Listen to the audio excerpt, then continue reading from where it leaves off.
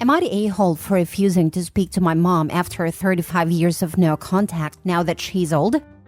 Okay, so I, 56 female, have been total no contact with my mother for 35 years because she married 8 times, had 6 kids, all different fathers, and parentified me since I was 10. She allowed violations to happen to all 3 of us girls and actually told me to shut up, he didn't hurt you when she walked in and saw it happening to me. She lied about who my father was, and I didn't find out until I was 50 and did one of those DNA tests. I am the only child that went to college and made a life for myself. The others are druggies.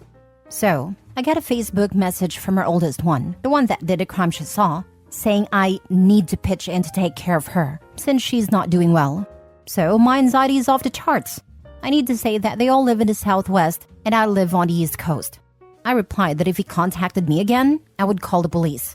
Now the sisters are trying to get me to take her in as you have a big place and money. I haven't spoken to my siblings in over a decade. I told them that they had no idea what is going on in my life, so kick rocks. So am I the a-hole for continuing my no contact with them all? Now for the top comments before reading the update. Just read the title and I'm already at nope. And now that I read half of it, hell to the no. Block everyone. Move, change your name, dye your hair, consider plastic surgery, and never ever do a publicly available DNA test. So you already did a DNA test. Your best bet is a pack of angry Jack Russell Terriers guarding the perimeter of your home. OMG, you made me laugh so hard. Thank you. I have vicious Yorkies and lots of pew-pews. Not a-hole. That sounds awful. I'm so sorry. You don't owe them anything. It sounds like you know that intellectually, but it's getting to you emotionally, which makes total sense. I would suggest not only blocking them, but maybe talking to a counselor and getting some extra support. Hearing from them sounds like it's bringing up old trauma. Having some extra support can help you stay strong and stay in no contact when they try to guilt you, as you know they will, and hopefully will also give you longer-term peace. I wish you the best. Thank you. I have been in therapy for a number of years. I moved across the country 7 years ago because I couldn't get the siblings to respect boundaries. Best thing I ever did. Haven't let myself make friends here yet, but maybe soon. Thanks again. I'm so sorry your family sucks. Good for you for putting physical distance between you all. Please, please do not feel guilty. Your feelings are pangs of hurt over what you never had. Feel them, remember the loss of your childhood and bio family, and move on without guilt. We Reddit strangers totally support you. Your mental health is so important. Not the a-hole. Why were they not all blocked? Hadn't heard from any of them in 10 years because I had blocked them. But some idiot showed them how to make new accounts because none of them are smart enough to do it on their own. Lol. Not the a-hole. My partner comes from an insanely abusive and toxic family, his mother being the root of all evil. He once told his therapist that he feels bad for not talking to her because she's getting old. His therapist asked him if he thought her aging erased all that she had done. Obviously, it had not. He said just because someone is old doesn't mean they automatically become a better person or regret all the damage they had done. It just means they're old. Just keep blocking. You don't owe any of them anything. Now for the mini update. Okay, folks, hope this is the way to update. I decided to do what like 100% of what y'all said. I sent a group email to the lot of them, telling them that I would not be engaging in their theatrics. They could figure out what to do with Mommy Dearest, and I will not be a part of their solution. I said I will be blocking all of them, and if they contacted me in any way, shape, or form, law enforcement would be contacted. Then just for good measure, I told them all to buzz all the way off, and have the day you deserve. Thanks everyone for reaffirming what I knew was right. Next story. Am I the a-hole for refusing to cater for my sister's wedding after she ghosted me for 5 years? I'm male 33, I'm a professional chef and own a successful upscale restaurant in my city. My younger sister, female 29, and I used to be best of friends until 5 years back when we had a falling out over a minor issue. She lent a prized book of mine to her friend without asking me, and it came back in a state of disrepair. The disagreement spiraled into a fight and she cut me off completely, refusing to communicate with me despite my numerous attempts to apologize and fix things. 3 weeks back, out of nowhere, I received a call from her. My joy was short-lived when she quickly got to her point. She was getting married and wanted me to cater her wedding. For free. Moreover, her request was not merely to provide a main course, but also specialized gourmet meal options for a cosmopolitan guest list, a task that involves a lot of work and money. I've felt a pang of hurt. It felt incredibly selfish and hurtful that after 5 years of silence, she contacted me for a favor, an expensive one at that. Hence, I declined, telling her that while I was happy about her upcoming nuptials, it was unfair for her to expect me to invest so much of my time, resources, and expertise for free, especially after the way she treated me. Now my parents are upset with me, saying that it's been long and I should have forgiven her. They think I'm being vengeful and using this opportunity to get back at her. But honestly, I'm just deeply hurt. Am I the a-hole here? Not the a-hole. She didn't call to make amends. She hasn't apologized. She called for expensive freebies. If she wanted to make amends, she would have apologized and offered to pay for what she was requesting. Remind your parents that this isn't you getting back at her, but refusing to pay X out of pocket for someone who is now a stranger.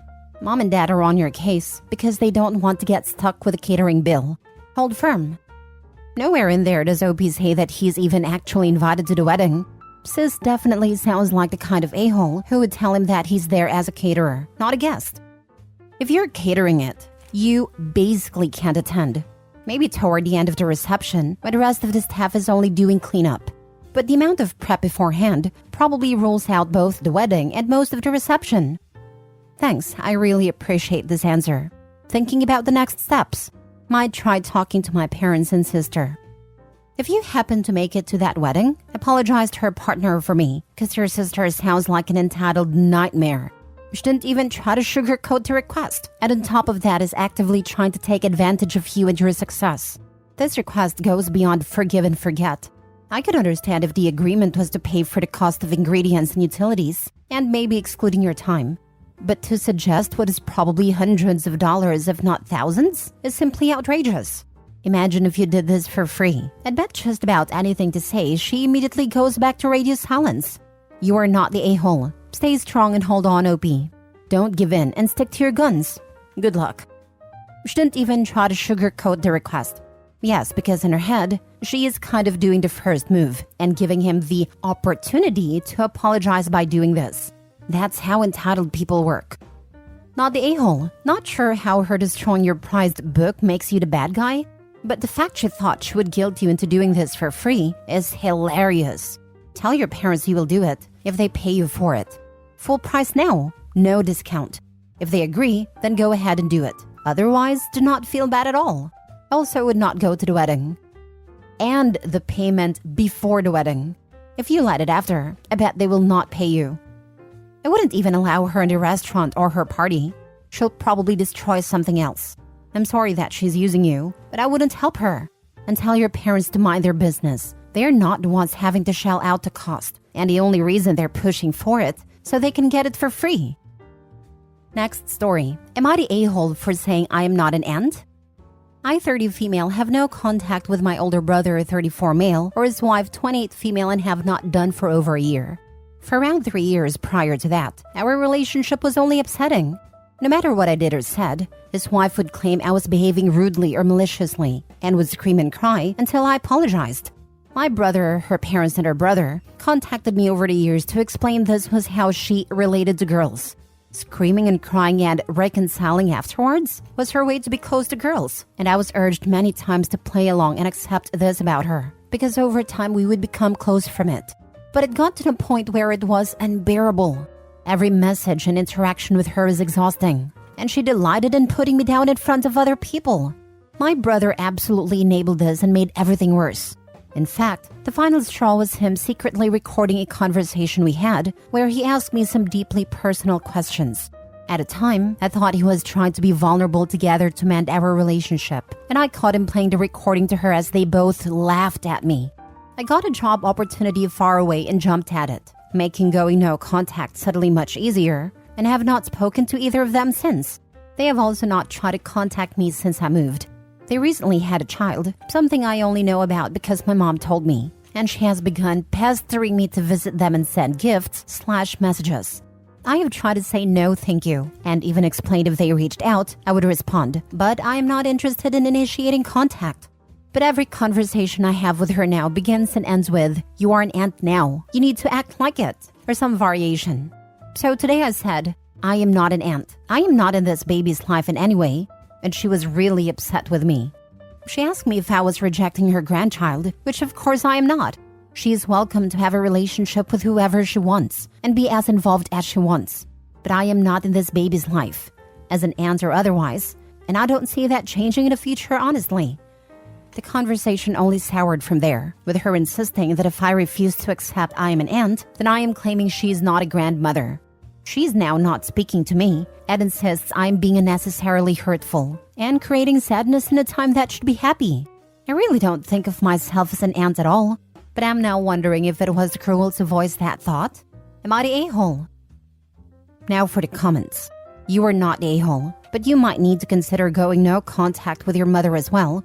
It seems like it's not only your brother enabling your sister-in-law's weird behavior, but also your own mother. What has your father to say about all this? Do you have any other siblings? I have 2 other younger brothers who both think she is nutty, but she adores them, so they have a civil relationship. She constantly makes posts about how she loves them and calls them little/big brother, never their names.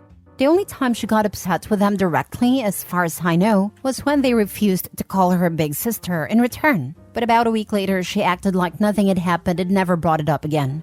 Her own brother told me she just knows how to be close to boys better than girls, and that is why she gets on well with them.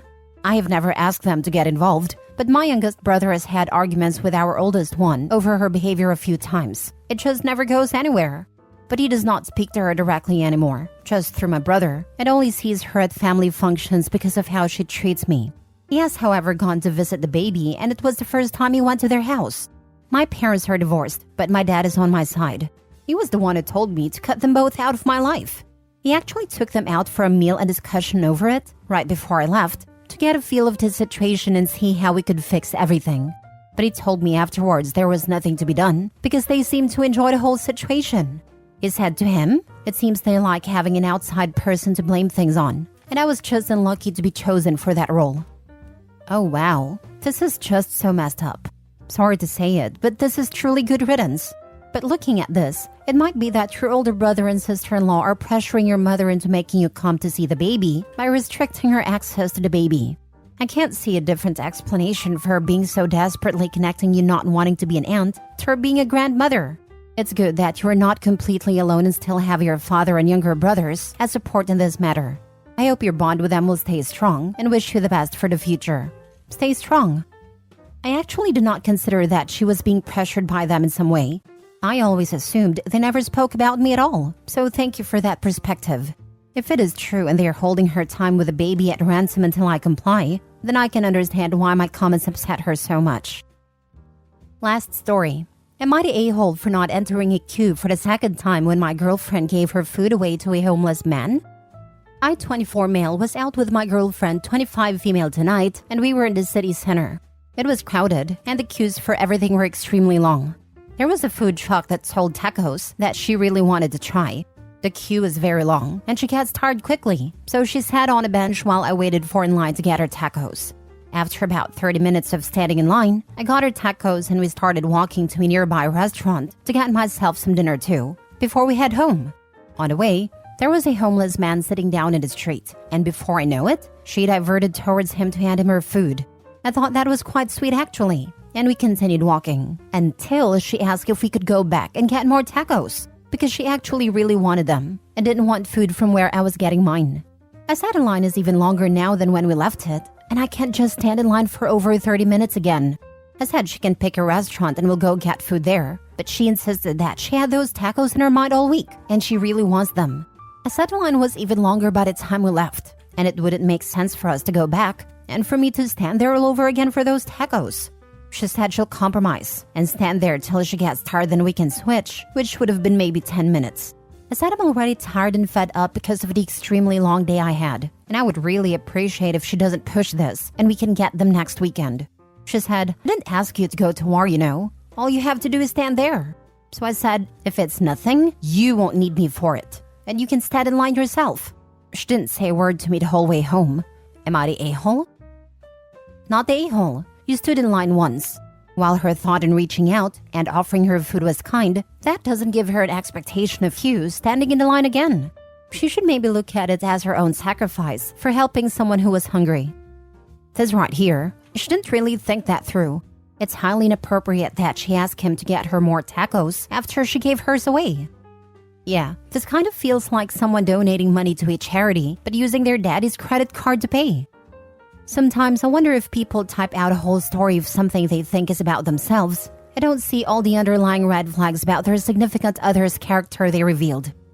Not the a-hole. She could have stood in the line herself or picked something else. Yeah, she can stand in the line again while Opie gets his food, and they'll maybe be done at relatively the same time. I suggested this actually, but she said she physically cannot stand for that entire time on her own, and she'll need to sit after a while, so I need to be there. Not the a-hole. You don't get to inconvenience other people for your good deed. Thank you. I've been in this situation before, and it sucks. I even started to question my acquaintance with that person because they got me in this situation far more often than I'd prefer. And the worst thing is, I started to believe I was a bad person for not helping someone help someone else.